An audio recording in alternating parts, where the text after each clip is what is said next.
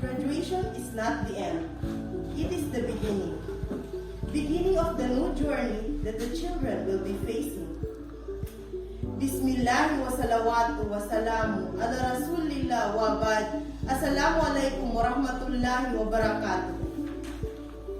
Today, July 26, 2021, we will be witnessing the 2021 virtual graduation of Buliok Elementary School with the theme, Strengthening the Quality Education Amid COVID-19 Pandemic. To start our program, let us have our prayer to be led to us by Basir Kaludin, our candidate for graduation.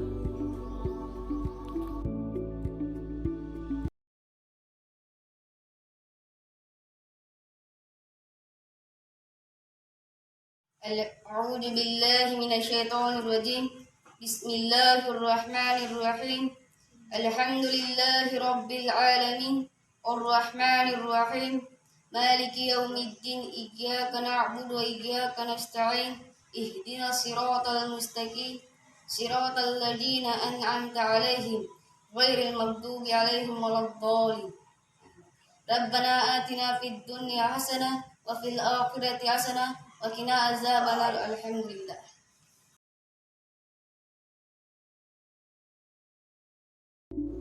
The next part of our program is the singing of our national anthem, to be followed by Panunumpa sa Watawat, Bangsamoro Hymn, the singing of Barn Hymn, and Pikit Hymn, respectively.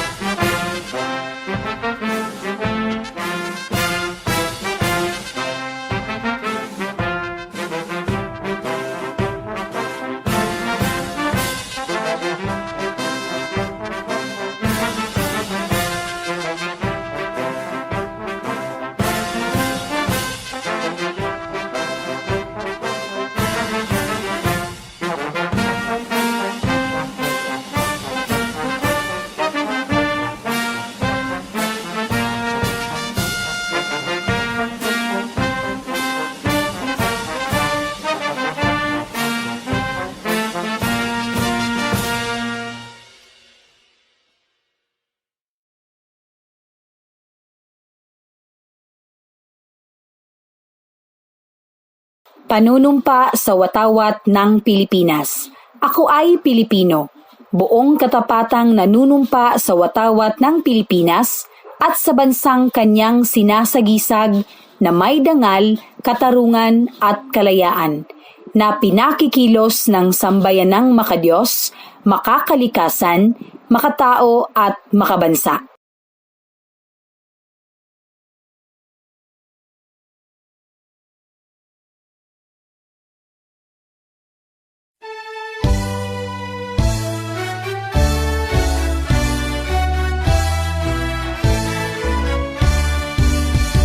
Bangsamoro, ika'y pinagpalang bayan, lupain na nasang kalayan.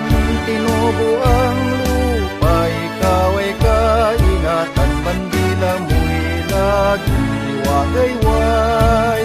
Bayang minumutya, may taglay na yaman, inshallah, sa'yo ay tagumpay.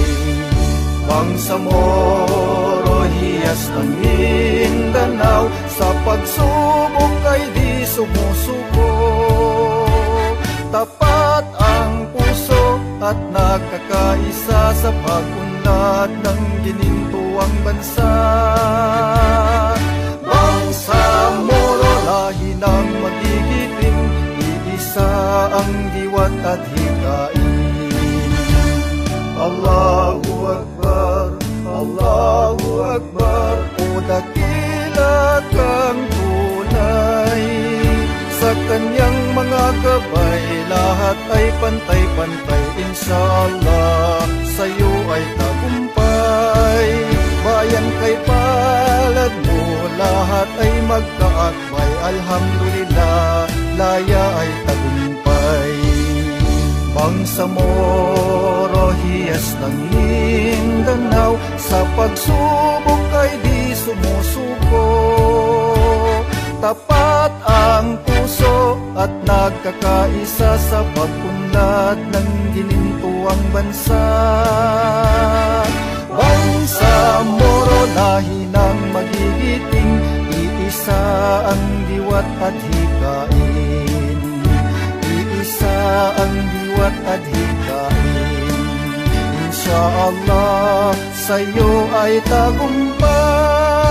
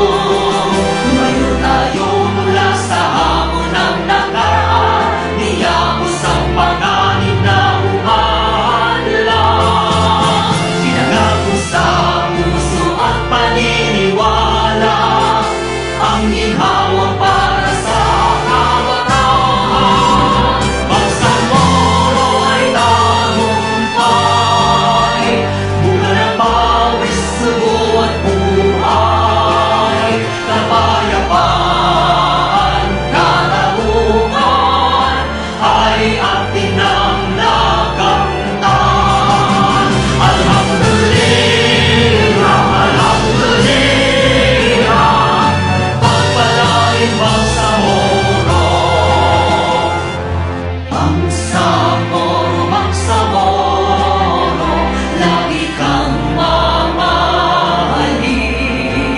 Walang pipigil sa damdamin, mga pangako'y tutuparin. Habang buhay kami sa'yo'y magbabantay, mananatili sa puso't isipan. Ang kahapong humimlay na nagbuwis ng buhay, nasa piling na ng may kapal. Bangsamoro ay tagumpay, bunga ng pawis, dugo at buhay. Kapayapaan, katarungan ay ating nang nakamtan. Alhamdulillah, alhamdulillah, pagpalain Bangsamoro.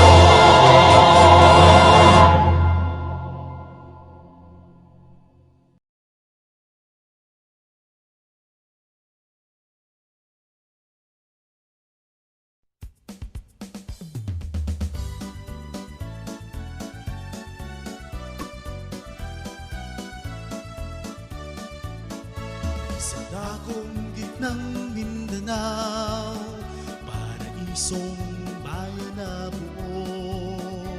Sa pagsisikap, pagtutulungan, buong puso ng mga ninunong Muslim, at Kristiyano. Sa simula ng kanilang pagtagpo, pagdadamayan hindi naglaho. Katulad ng bundok na magkadikit, pangalan mo'y hinago at naukit. Uplikit ang pinangga, tataptab lilinis usal ka. Kalimuko wala, kat kaupos din, kailanman kay aming mamahalin.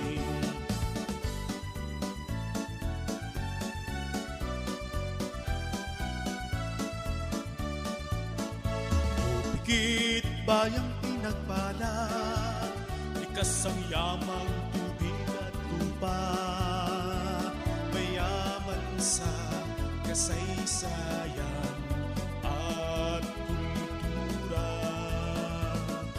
Bugad ng matatalino at magaganda, kami sa'yo'y nagpupugay, dakila ka sa aming buhay.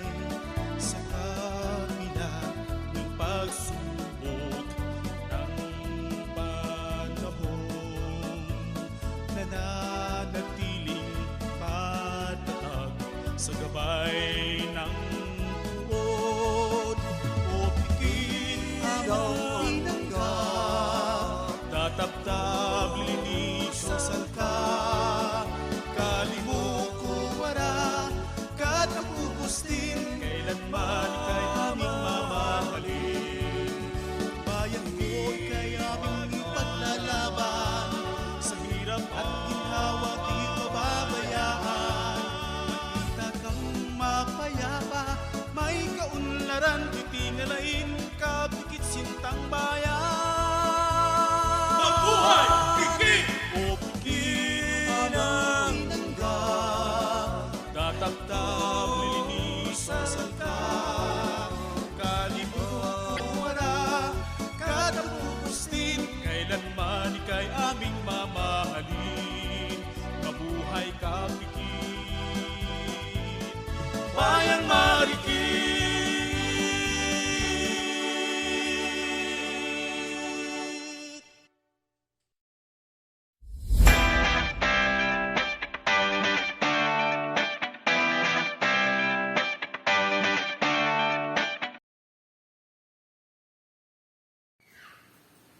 Let us hear the welcome address from Munawarati Mansur professor with honors.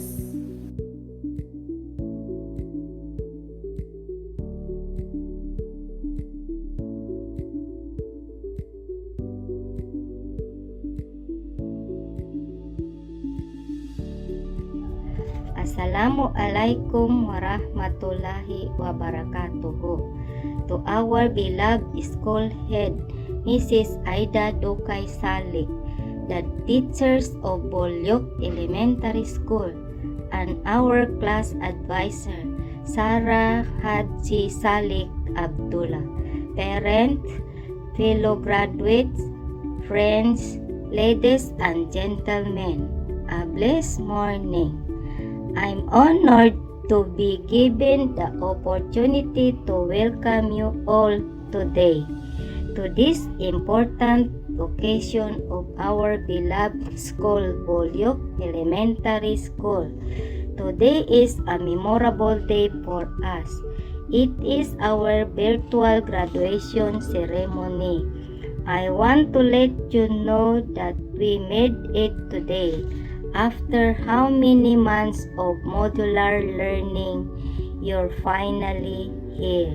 We did it even if we know that it's hard. We still managed to do our responsibilities as students. It has been wonderful experience studying at this school. To my fellow graduates, will witness another milestone as we finish elementary grades. We prepared ourselves for this event.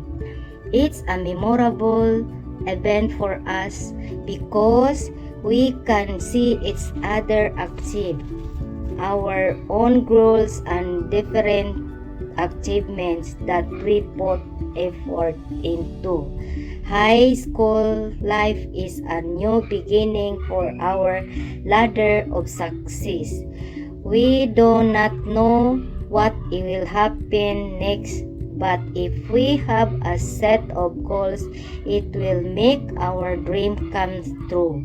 So for now, let's come to the last moments of our elementary days. Let's enjoy being happy and cherish this moment. Once again, welcome to our virtual graduation ceremony, school year 2020-2021. Thank you and congratulations.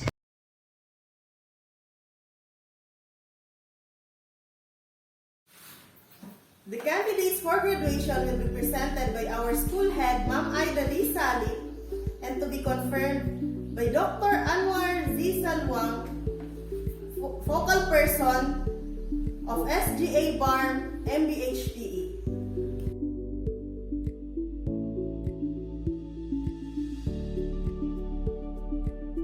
Bismillahirrahmanirrahim. Assalamualaikum and good morning. Dr. Anwar Z. Saluang, focal person of SGA BARM MBHTE. I have the honor to present to you the candidates for graduation of Buliok Elementary School, school year 2020-2021, composed of 26 boys and 25 girls with a total of 51 candidates for graduation. I hereby petition the Office of SGA BARM MBHTE to certify and confirm the graduation of these candidates.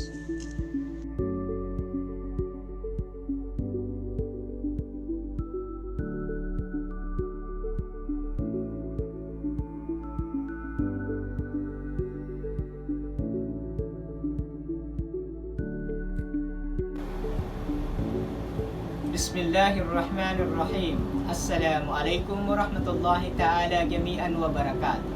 By the virtue of the authority vested in me as focal person of the Special Geographic Area of BARM under the Ministry of Basic, Higher and Technical Education, and on the basis of certification of your school head that you have satisfactorily met the curriculum requirements prescribed by the Ministry of Basic, Higher and Technical Education under the K-12 Basic Education Curriculum for Elementary School.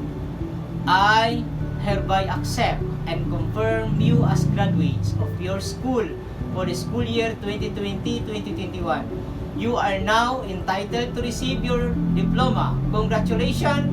Shukran. Assalamualaikum warahmatullahi ta'ala jami'an wa barakatuh.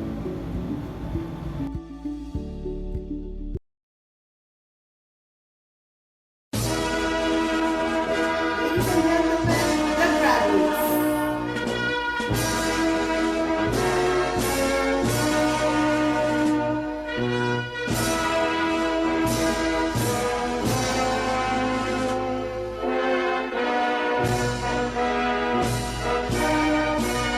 Abdul Qadir Azmi Abu, Abdul Qadir Naim Ahmad, Abdullah Amer Aplal, Ali Morsid Kasim, Alimanan Ahmad Kaludin,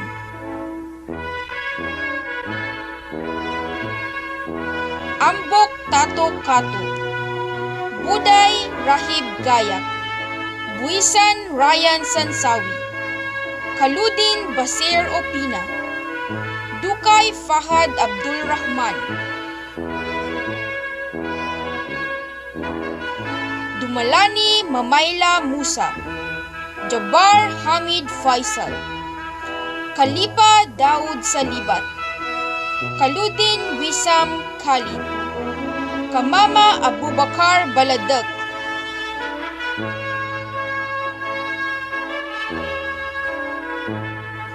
Lagyab Jerry Padol, Maguling Tamim Gintam, Mama Muntasir Talusan, Mangagil Jehair Aplal, Masukat Muhanad Sambutuan,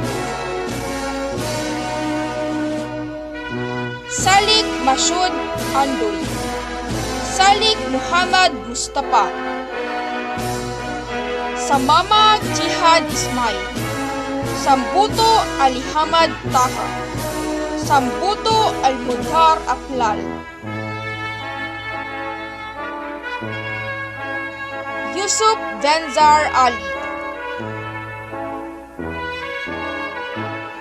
Bandan Mornisa Abdul Rahman, with honors, Bitu Zaina Abubakar, with honors, Buka Parida Kamal, Kalim Siti Wafa Alfonso, Dayam Sulaika Zakra, Dumalani Arfa Alilaya, with honors, Ismail Zohaira Salik, Ismail Zohana Haji Said, Gamlod Dorhamina Andi, Gintam Fairud Saidi,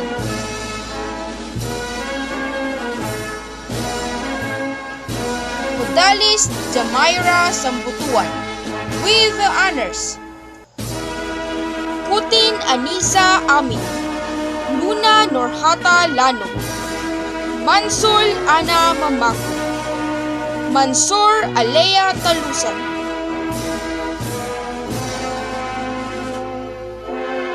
Mansur Munawara Talusan, with honors, Milug Hasna Dalanda, with honors, Omal Rohana Sali, Sabdullah Norhana Anok, Sabdullah Rohamina Mama,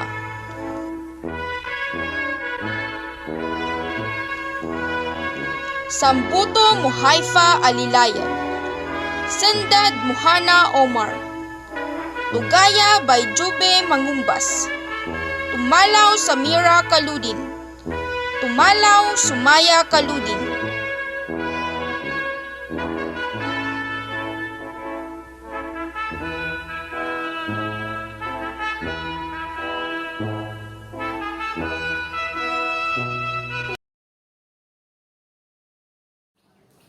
Our guest speaker will be introduced to us by Ma'am Norain G. Mama, Grade 3 Advisor.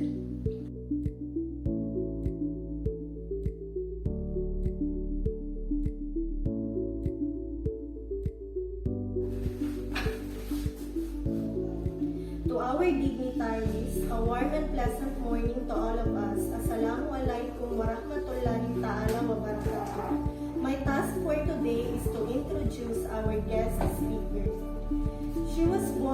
August 23, 1997. She finished her elementary level at Pikit Central Elementary School year 2010. In the year 2014, she took her high school level at Pikit National High School.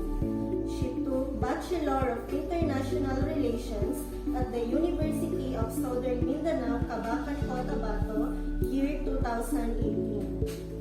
On March 2019, she took the civil service examination taken at Kidapawan City and she passed the said examination.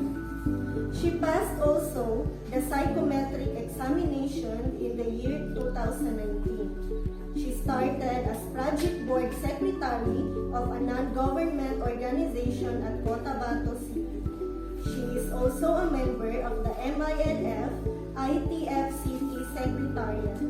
Currently, she is working as a political affairs officer for the Bangsamoro government. Ladies and gentlemen, our guest speaker for today is no other than Miss Shaira Jamela Dukay Sani, the daughter of our dearest school head, Ma'am Aida D. Sani.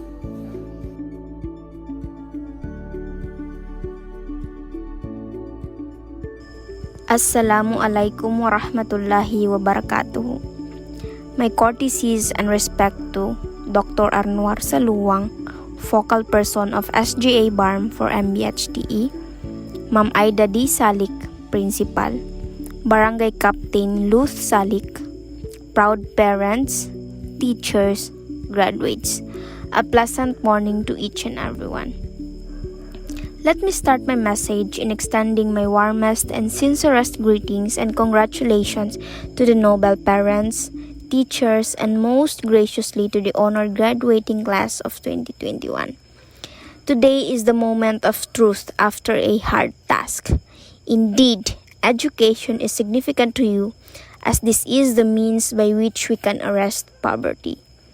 Ikra, which means read, a command sent down by Allah subhanahu wa ta'ala to Prophet Muhammad sallallahu alaihi wasallam.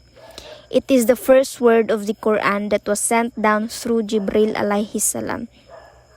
As a saying goes by in our local dialect, tuntut ka sa ilmu, ganat sa puyutan, taman sa pakuburan. Never stop in educating yourselves, for life is an unending process of seeking knowledge. Do not let anything stop you from reaching your dreams. Let me share with you a short story way back when I was still studying for college. Would anyone believe that a 100 peso bill is all that I would have for a week? Yes, 100 piso. Of course, everyone would say that wouldn't be enough since I am studying in Cabacan, kilometers away from our town. It's true. In order for a 100 peso to suffice for a whole week, naglalakad ako papunta ng paaralan at pauwi galing sa aking boarding house. I won't be having snacks, but I don't starve myself. You see, poverty never stopped me from finishing my studies and landing with a job right now. Graduates, you are now entering in the next chapter of your lives.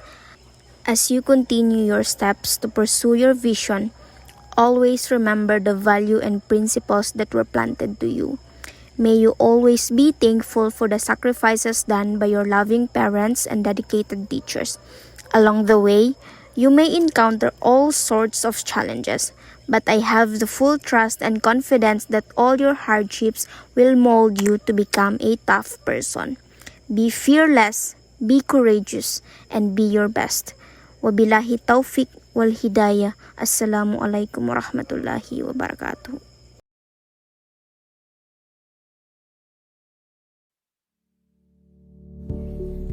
Now, let us hear our valedictory address to be given to us by Zaina A. Bito with honors.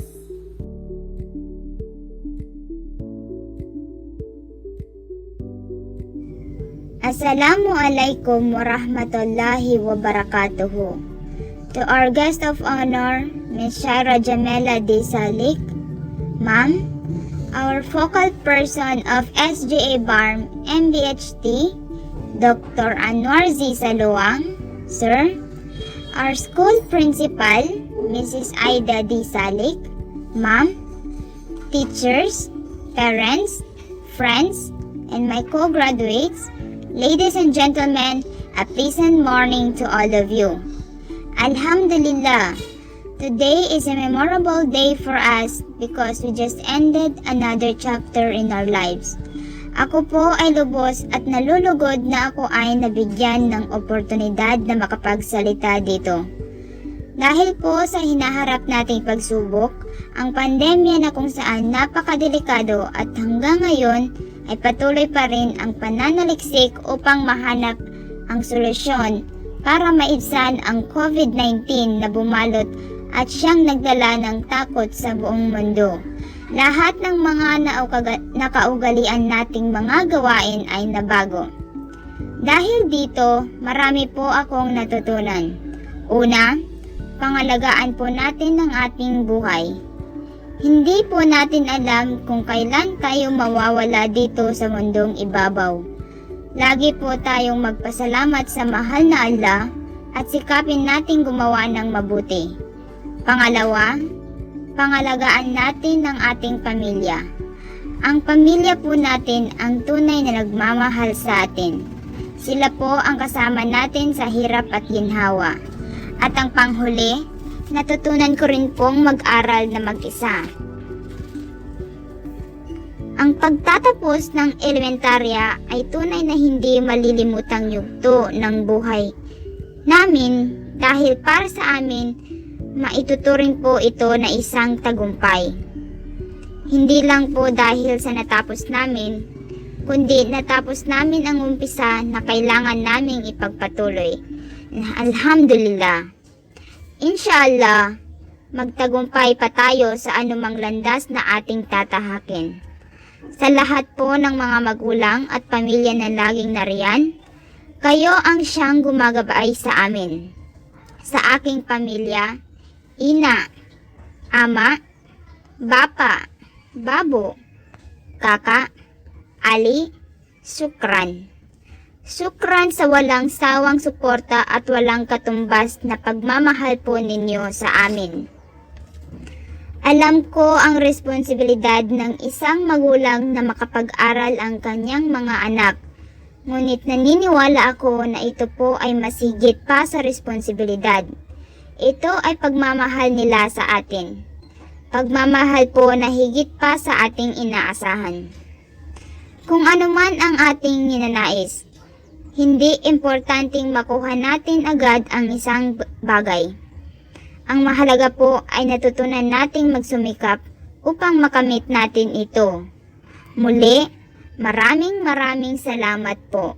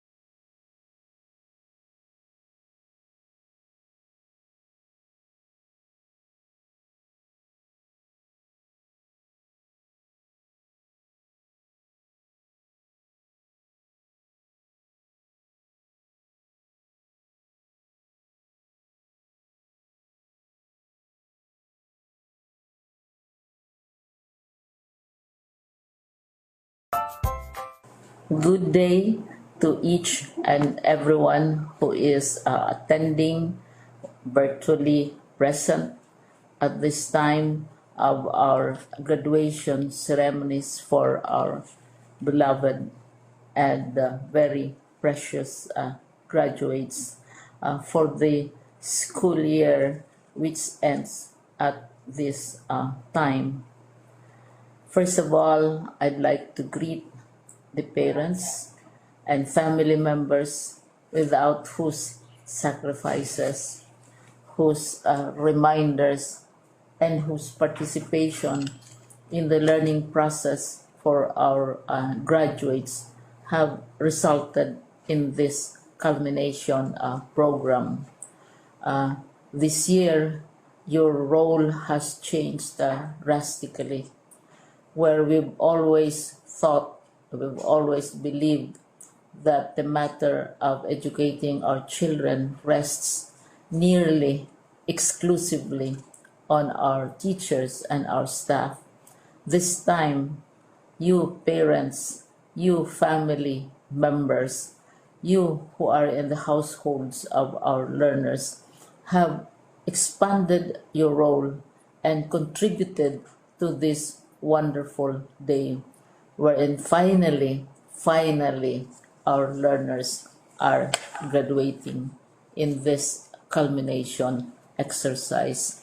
So congratulations, because this year has not been very easy, has not been a picnic for our teachers, for our family members, as well, especially the parents, mothers, fathers, sisters, brothers, and all who have contributed to the achievement of our learners at this time.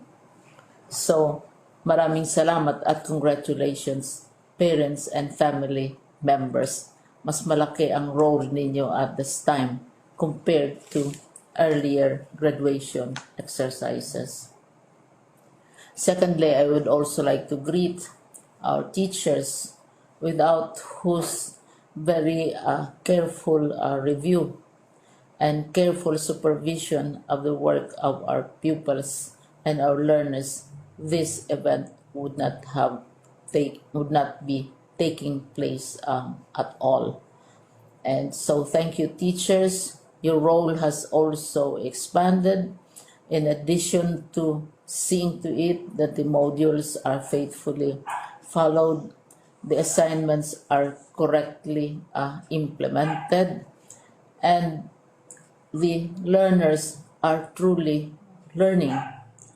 And you have had to deal with new ways of assessing the performance also of the learners.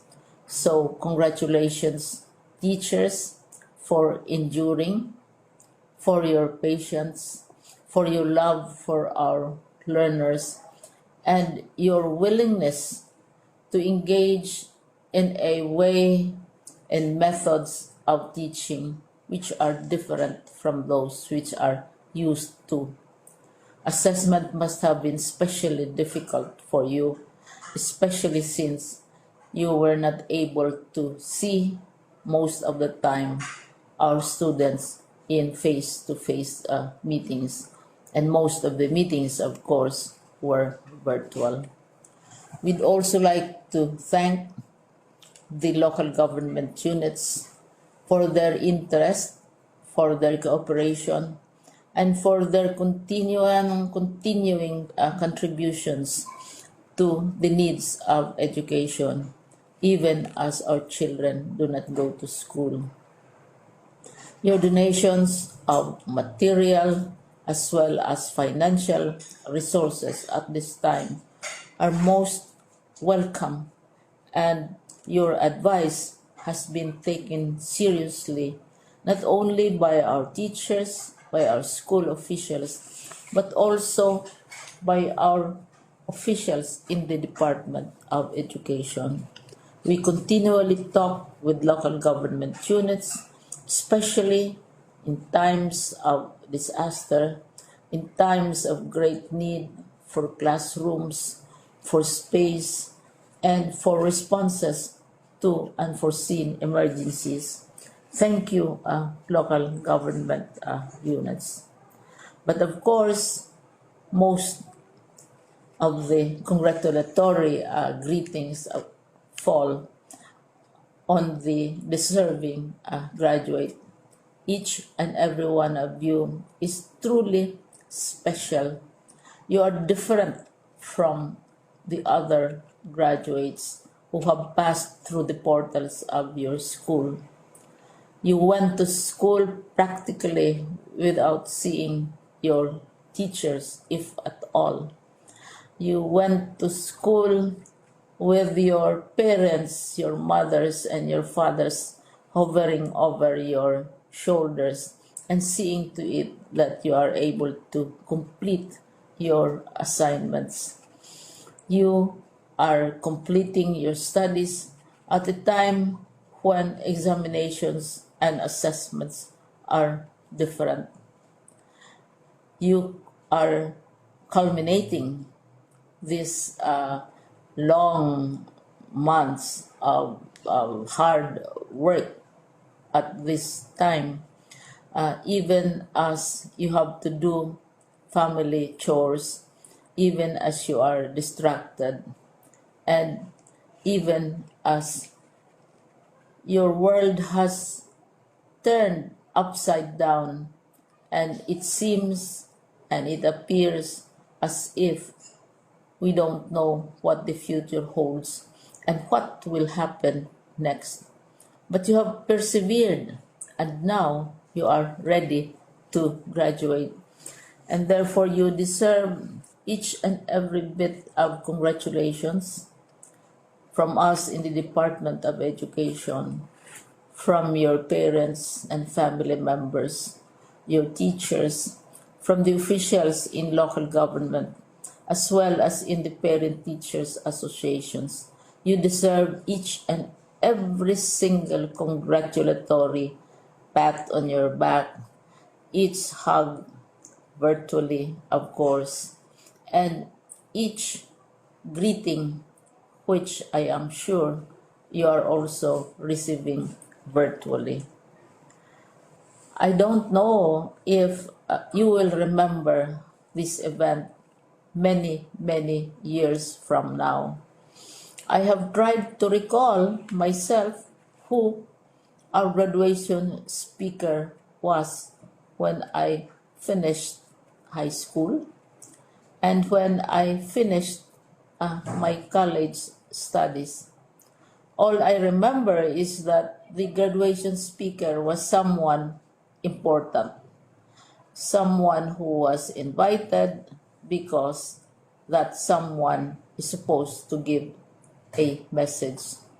What was more important to us graduates at that time was the excitement of the celebrations, the happiness and the joy of our parents, the sadness of parting from our classmates and from our teachers, and the enjoyment of all the graduation events that usually take place come commencement day. When I was a college student, we had a series of events which were designed to embed in our minds, which were designed to help us remember and not forget our days in college. We would spend one whole day going around the campus, visiting the classrooms, saying goodbye to our teachers, and sharing memories. We would have bonfires to say goodbye to each other. We had baccalaureate services where we committed ourselves to God and we prayed for guidance when we go out into the world. So many celebrations, and the speaker, of course, is the least important and easily forgotten component of the graduation exercise. Nonetheless, I will exert all efforts to share with you what I see are things or issues which a graduate should remember, and recall. I have said that you are very special. You are very different. You are pioneering. There has been no other class like your class. There has been no other graduate like you as a graduating student, because you are the very first graduate of the blended learning response to education in the Philippines. And so you ask yourself, what awaits you in the world outside? You can either work, because the kind of curriculum you survived and underwent as a student will enable you to go to work if you wish to go to work. Some of you will proceed to further studies, and this would be a wonderful thing, because there are many opportunities for further expanding your knowledge, for further answering and looking for explanations of issues, events that make you curious, especially in science, in technology, and also in the arts. So you can work, you can go to further studies, and perhaps some of you will settle down, hopefully not too soon, so you can pursue what you really want to do. So today, this is why we call this exercise a commencement exercise. It's not the end of our studies. It's not the end of all our efforts with blended learning, with modules, with floods, with earthquakes, and of course with COVID. It's a commencement of doors opening to you. More doors will be opened because you are a graduate.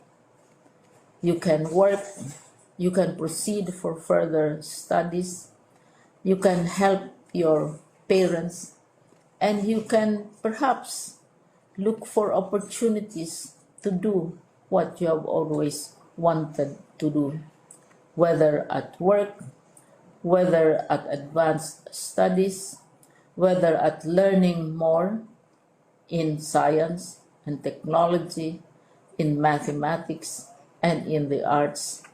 All of these opportunities are available to you. More doors are being opened. I hope you will select the door which arouses your curiosity, the door which will help you know more about this world, and the door which will allow you to contribute to the development of our country and contribute whatever we can to solve our problems and our challenges. Congratulations once more to each and every one of you. Congratulations to you, parents and family members.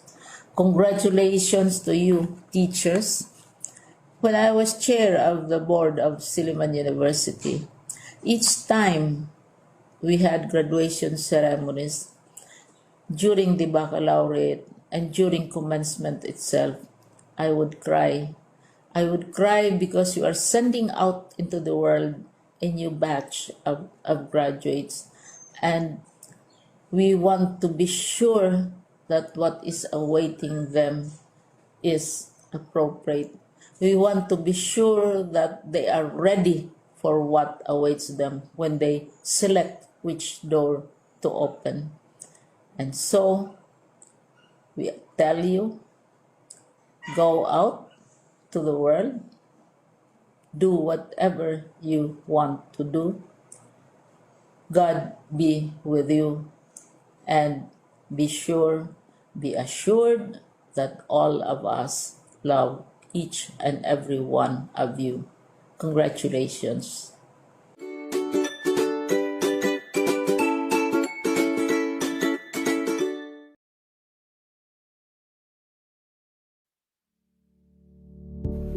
Our closing remarks will be given to us by our school head, Ma'am Aida D. Salim.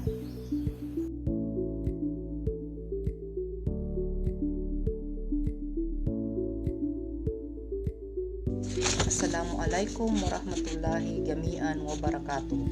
Magandang umaga sa lahat. Maligayang pagbati sa mga nagsisipagtapos sa paaralang elementarya ng Buliok sa taong pampaaralang 2020-2021. Hindi maipagkakaila ang taong pampaaralang ito ay hindi madali sa atin, sa mga mag-aaral, mga guro at mga magulang. Dahil sa ating pagtutulungan, pagkakaisa at pag-uunawaan ay napagtagumpayan ang hangad natin. Hinahangaan ko ang ating mga mag-aaral sa inyong sipag at tiyaga na tapusin ang lahat ng mga gawain at masayang nalagpasan ang mga pagsubok na hinaharap sa kasalukuyan. Gusto ko ring ipaabot ang aking pasasalamat sa mga guro, mga magulang at stakeholders ng Buliok Elementary School sa inyong walang sawang suporta at tulong upang ipagpatuloy at matagumpayang ihatid ang kalidad na edukasyon sa ating mga mag-aaral sa gitna ng hamon na ating hinaharap. Magandang umaga at congratulations, graduates of batch 2020-2021. Patnubayan nawa tayo ng Allah Subhanahu wa Ta'ala, maligayang paglalakbay tungo sa matagumpay na kinabukasan. Wassalamualaikum warahmatullahi wabarakatuh.